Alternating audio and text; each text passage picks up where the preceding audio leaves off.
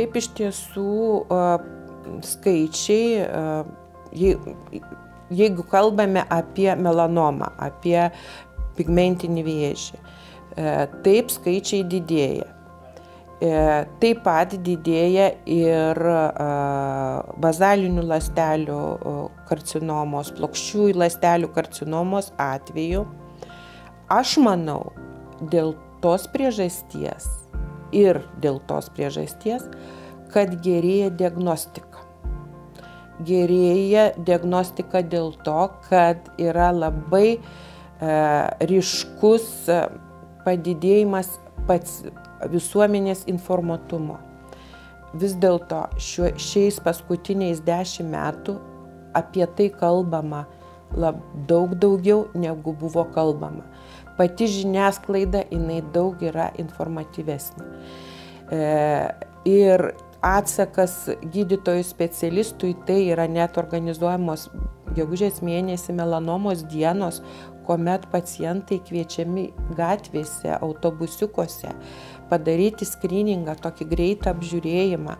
Dalyvauja savanoriai, tai nieko nekainuoja. Bet visų nepriimsi, nepažiūrėsi per tą vieną dieną. Bet žmonės užfiksuoja informaciją, kad reikia, tada jie registruojasi, eina pas gydytoją dermatovenerologą, ieško kontaktų ir bando save tiesiog pasitikrinti kartą bent jau į metus. Tai dėl tos priežasties pacientų daugiau, su tuo klausimu daugiau ir atrandame.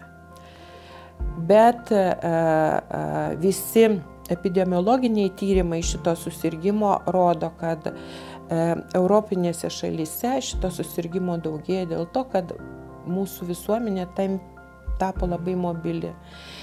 Nebeliko, pavyzdžiui, šiaurės šalyse tokio suvokimo sezonas, nes to nesezono metu šiaurės šalių gyventojai išvažiuoja į šalis, kuriuose yra insoliacija stipri ir oda tiesiog pirmo, antro tipo oda nebesupranta jos ląstelės, kada čia bus tas ramybės galbūt periodas, kada jinai sugebės stipriau save saugoti ir paruošti sezonui, kada insoliacija didesnė.